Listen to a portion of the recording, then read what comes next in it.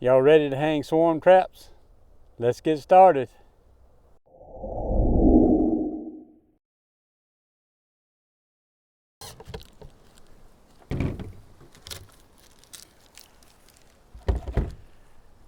Hey y'all, it's me again, Joey. It's time again. It's time to put up swarm traps.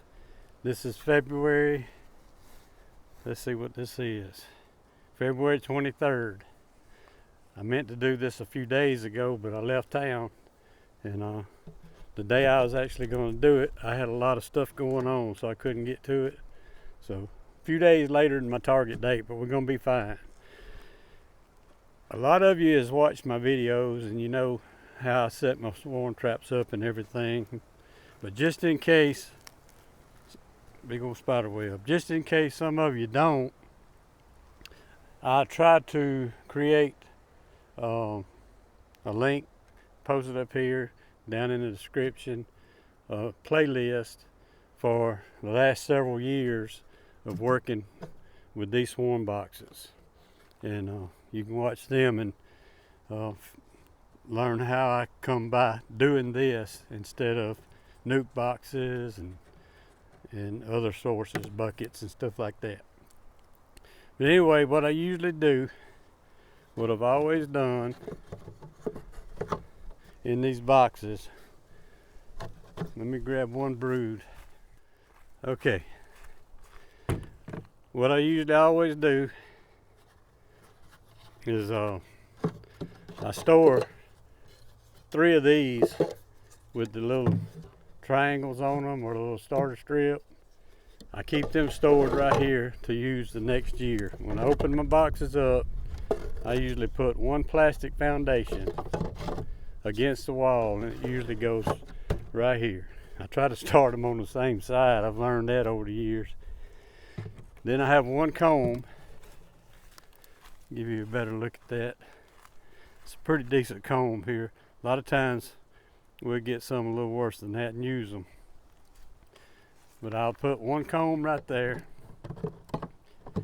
And then what I normally do is put 3 more foundationless like this down through here, all the way across, and close it up, bait it and close it up.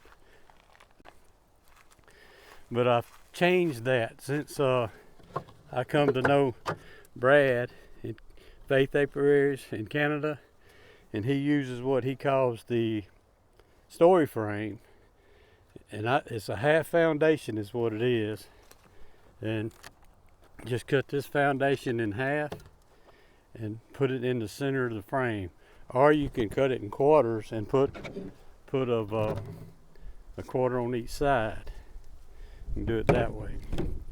So what I'm going to do this time, instead of putting a whole foundation, and this is an old one, I actually want to freshen this one up, so I will not use it. We'll get it over here out of the way. I'm going to cut me some up and show you how I cut them up or quarter them up. So I just take one right here, lay it on the table, and this way is right at half. That'll be my straight edge. Take my broken knife, a couple little hits on this, and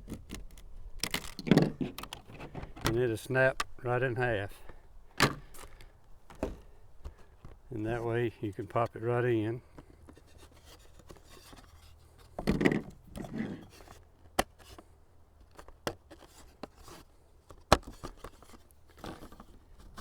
And that's the way I'm going to put that one up against the wall. Just like that. So I got that. I've got the comb. Now I could just go ahead and put foundations the rest of the way. But what I'm going to do is put one more just like that in here. I didn't clean this frame off very well. See if I can get it in there and it won't be bowed. There we go. I'm gonna put it right on the other side of that comb. Then I'll leave these foundationless. I even thought about going to the trouble of quartering another one and putting here, because they tend to, here lately, they tend to want to build on the bottom. And if you've watched me, I've had to do a removal and rubber band those in. By the way, if you're going to use this method, I go ahead and, it's down in the description already, the type of rubber bands that I use and how that's done. All right, let's see where we at. All right, I have that all ready. And if you notice, I had a few of my old lids, hey B, warp on me a little bit. So I just put some of this. I don't think this is really reflective here. This came in a shipping package, but it'll fill the gaps just as good. But here's the way I bait. I've got this old bottle of lemongrass oil. I have had this thing, if you can see that, let's see if you see that.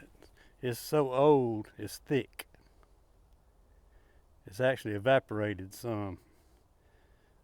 But it goes a long way and lasts for years. I have spilt some of it, I have gave some of it away, and baited a lot of swarm traps over the years. But this is the way I set mine up when I'm getting ready to hang them.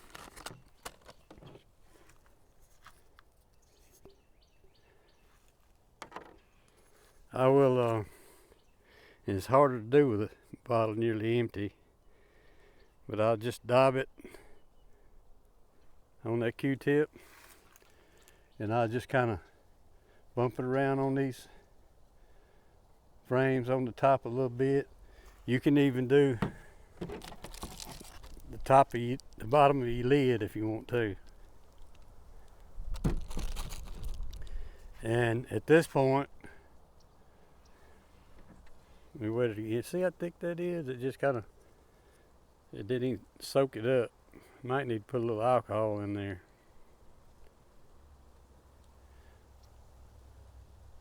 I'll go ahead and drop that in. Now if I get to hang them today, I'll go ahead and swab around the entrance. I'll probably do that with the last Q-tip, and just go through and touch every one of them up, or do it right when I go to hang it. Let's see now. This one is actually ready, so I can close it up. And the way I close mine up, I got screws going down in here. I screw them down where the lid won't fall. If I fall, where the lid won't fall. Now let me back up just a little bit for you that, let's not waste none of this.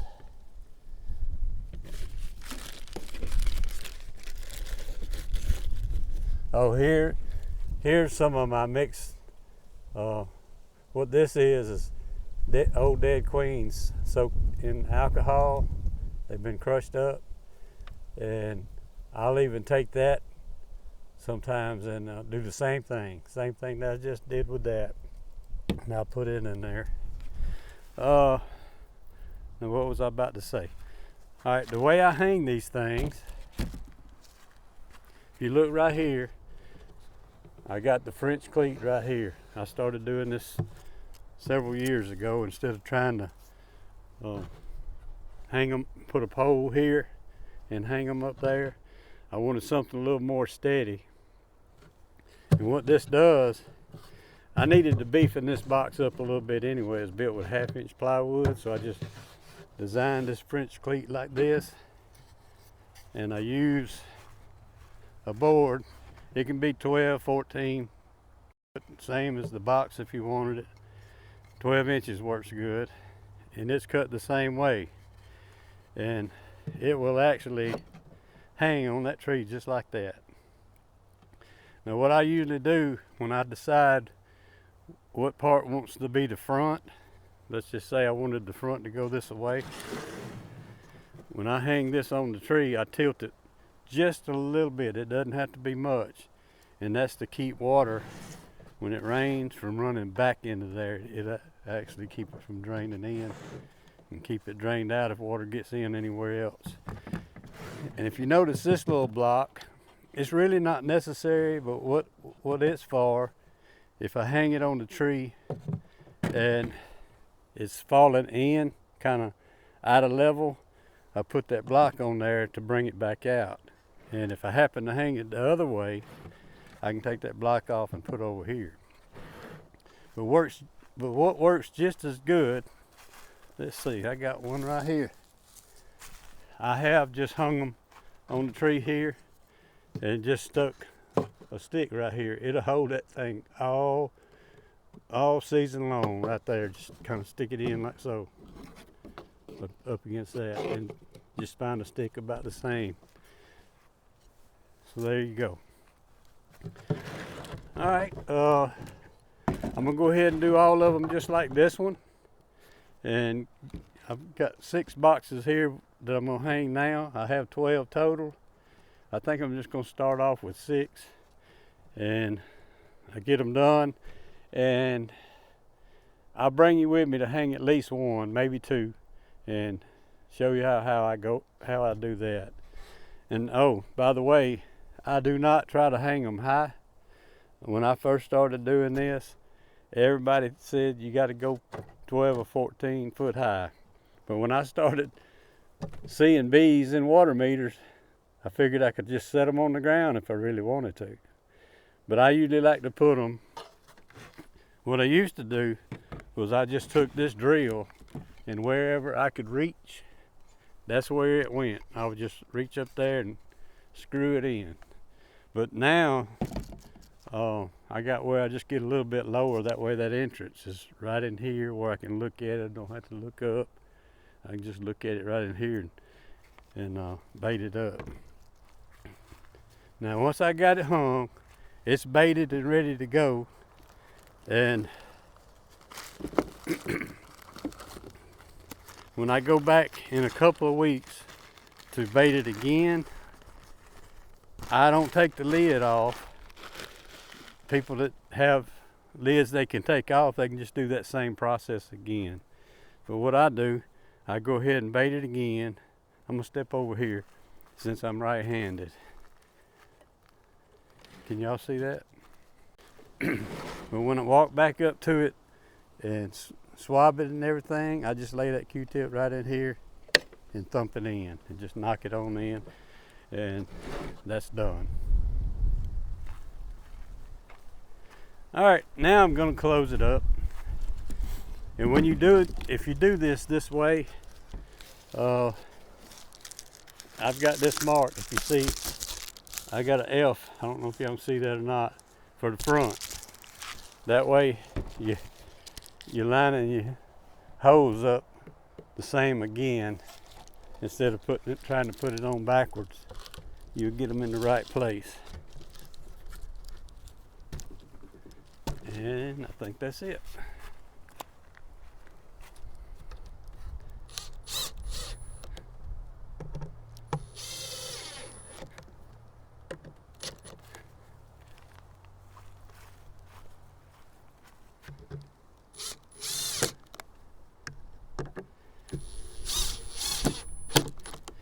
And I usually have little washers on these. I see the washer, it fell off of that one. But I like to put little washers on there, not necessarily to seal water or anything, but just to keep it from sinking down into the lid. I'll just grab another one next time I open it up. All right, I've got one tree in my yard with this thing already on it. So we'll walk down there and go ahead and hang that one up, and I'll show you how to do that. Let's go. All right, this one already has the cleat on it. And if you can see, it's angled down this way. This one happened to be facing west. And when I put it up here, I figured I'd never catch anything here, but I've caught something every year since I put it up. But we'll go ahead and hang this one up right here.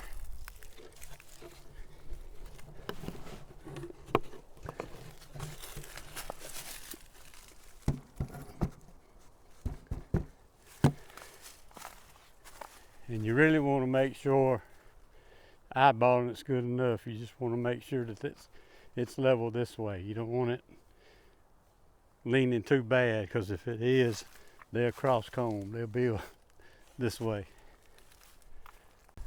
Now, since I've already got a baited Q-tip in there and I didn't daub the front on this one, I've got some of the swarm rustler.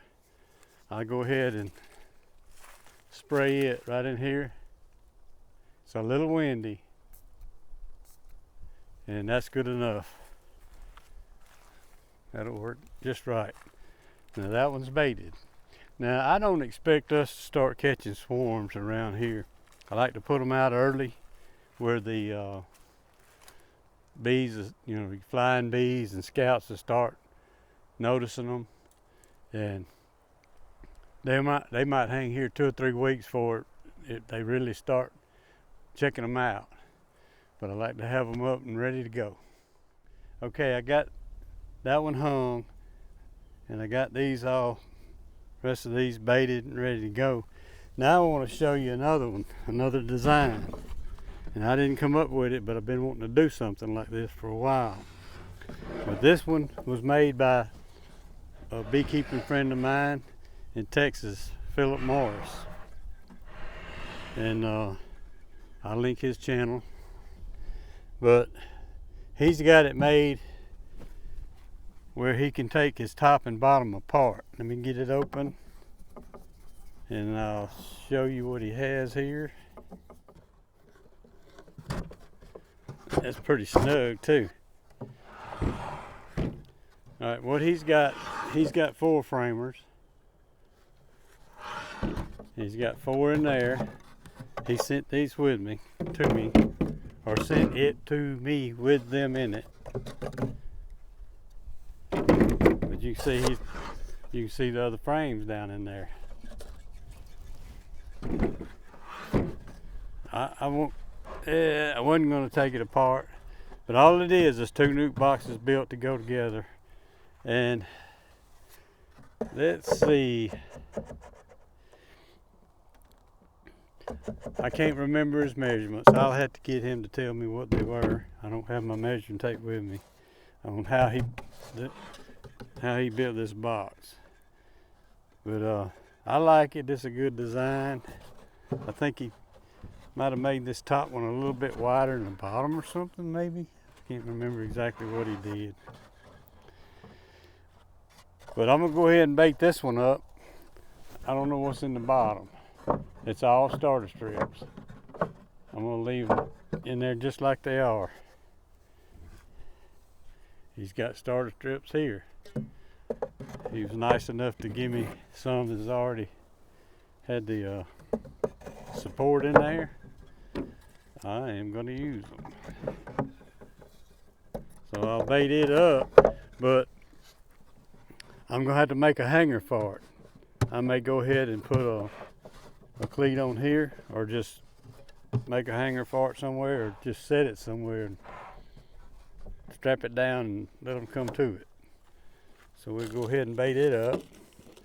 And while I was working, I went ahead and since that was so thick, I went ahead and poured that the queen juice in with this and got it thinner where I can work it.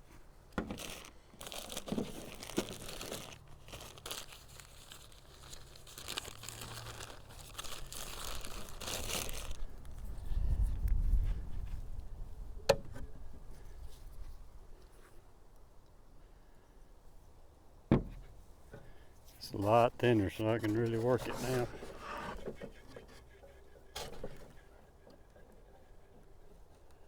And we'll touch the front a little bit. I didn't ask Philip which one made the best entrance. I'm gonna go ahead and make this one. And drop it in there.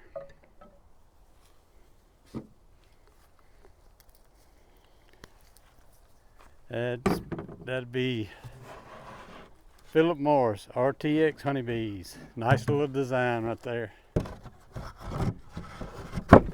Alright, I got more work to do.